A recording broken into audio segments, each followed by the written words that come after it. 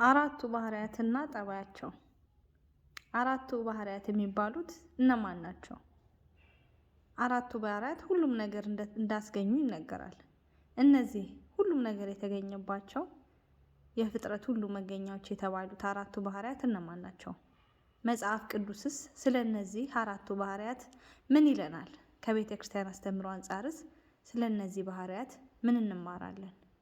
ውድ የቻናላችን ተከታታዮች ለዚህ ቻናል አዲስ ከሆናችሁ ሰብስክራይብ በማድረግ ቤተሰብ እንድትሆኑ በቅድሚያ በአክብሮት ጋብዛለሁኝ። በተጨማሪም አዳዲስ ቪዲዮዎች ሲለቀቁ ኖቲፊኬሽን እንዲደርሳችሁ የደውል ምልክቷን እንድትጫኑ እጋብዛለሁኝ። በዛሬ ቪዲዮአችን የምንመለከተው ስለ አራቱ ባህሪያትና ስለ ጠባያቸው ነው።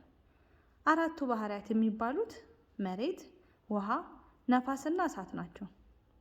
እነዚህ አራት ነገሮች ባህሪያት የሚል ስያሜ ተሰጥቷቸዋል። ባህሪ ማለት የነገር ሁሉ ስር መገኛ መሰረት ማለት ነው። መሬት፣ ውሃ፣ ነፋስና እሳት የፍጥረት መገኛዎች በመሆናቸው አራቱ ባህሪያት ተብለው ይጠራሉ። እነዚህ አራቱ ባህሪያት የየራሳቸው የሆነ መለያ ጠባይ አላቸው። አራቱ ባህሪያት እያንዳንዳቸው ሶስት ጠባዮች አላቸው። ይኸውም ለስላሴ ወይም ለምስጢረ ስላሴ ምሳሌ ናቸው። እግዚአብሔር በመለኮት በሕልውና በስልጣን በአገዛዝ አንድ ሲሆን በስም በአካል በግብር ደግሞ ሶስት ነው። እነዚህ ባህሪያት እስኪ በዝርዝር እንመልከት ጸባያቸውን። የመጀመሪያው መሬት ነው። መሬት አፈረ፣ ትቢያ ማለት ነው። መሬት ገና ከውሃ ሳትለይ ጸብል ተብላ ትጠራ ነበረ። ጭቃ ማለት ነው። ለፍጥረት ሁሉ ማደሪያ ትሆን ዘንድ በመሰጠቷ ደግሞ ምድር ተብላለች። መሬት ሶስት ጠባያት አሏት። እነሱም ይቡስነት ወይም ደረቅ መሆን፣ ጽሉምነት ወይም ጨለማነት፣ እንዲሁም ደግሞ ሶስተኛ ባህሪዋ ቆሪርነት ወይም መቀዝቀዝ ናቸው። ሁለተኛው ባህሪ ውሃ ነው። ውሃ ከአራቱ ባህሪያት አንዱ የሆነው ሶስት ጠባያቶች አሉት። እነርሱም ብሩህነት ወይም ብርሃን፣ ርጡብነት ወይም መርጠብና ቆሪርነት ናቸው። ሶስተኛው ነፋስ ነው። የነፋስ ጠባያት ርጡብነት፣ ውዕይነት ወይም መሞቅ እንዲሁም ጽሉምነት ናቸው። አራተኛው እሳት ነው።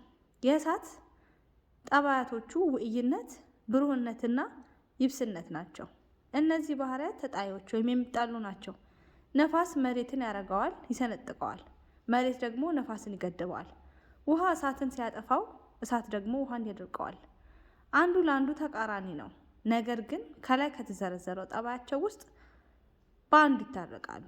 ለምሳሌ ውሃ፣ ነፋስና መሬት ሲጣሉ እሳት ከነፋስ ውዕይነትን፣ ከውሃ ብሩህነትን፣ ከመሬት ይቡስነትን ወስዶ ያስታርቃቸዋል።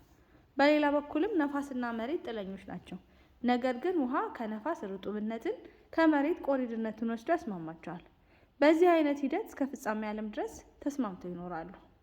አራቱ ባህሪያት በእግዚአብሔር ባህሪ ወይም አራት ጠባዮች እንዳሉ ያስረዳሉ። ከእግዚአብሔር ጠባያት ጋር እናመሳስልባቸዋለን ወይም የእግዚአብሔርን ጠባይ እንረዳባቸዋለን። ለምሳሌ መሬትን ስንመለከት የእግዚአብሔርን ባለጠግነት ያስረዳል። መሬት የሰው ልጅ ሕይወት መሰረታዊ ፍላጎትን የምታሟላበት ምግብን፣ መጠለያን፣ ልብስን ታስገኛለች። እንደዚሁም ሙሉ ልዑል እግዚአብሔር የማያበድሩት ባለጠጋ፣ ለሁሉም የሚበቃ የማያልቅ ሀብት ያለው ምግበ ስጋና ምግበ ነፍስ ለፍጥረት ሁሉ የሚሰጥ አምላክ መሆኑን ታሳያለች። ይህም በመዝሙረ ዳዊት ምዕራፍ 5 ከቁጥር 5 ላይ እንደተጻፈልን ማለት ነው። እንዲሁም መሬት ታጋሽ ናት። ቢያርሷት፣ ቢቆፍሯት፣ ቢገርፏት ለምን አትልም። ጻድቁንም ኃጥኡንም ሁሉንም እንደየጠባዩ እንደየምግባሩ ችላ ትኖራለች። እግዚአብሔርም ታጋሽና ቻይ ነው። የፍጥረቱን ሁሉ ክፋት፣ ኃጢአት ችሎ ታግሶ ይኖራል።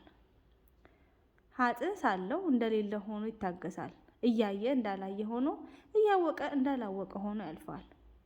ኃይል ወመስተግስ እንዲል መዝሙር ምዕራፍ 7 ከቁጥር 1 ላይ በግልጽ እንደተቀመጠልን። ሁለተኛው ውሃ ነው። ውሃ የልዑል እግዚአብሔርን ርኅራኄውንና ቸርነቱን ይገልጥልናል። ውሃ ያደፈውን ያነጣል፣ ያጠራል፣ የተጠማውንም ያረካል።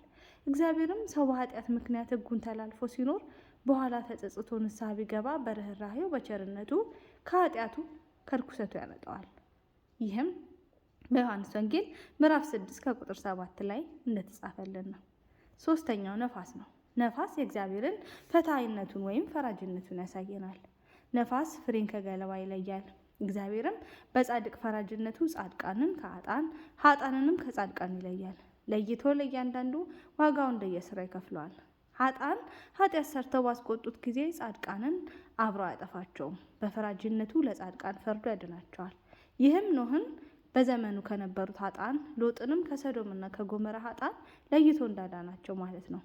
በዕለተ ምጽአትም እረኛ በጎቹን ከፍየሎቹ እንደሚለያቸው እግዚአብሔርን በፈታኝነቱ ጻድቃንን ከኃጥአን ለይቶ የማታልፍ መንግስቱን አውርሶ በዘላለም ሕይወት ያድሳቸዋል፣ ይሰጣቸዋል።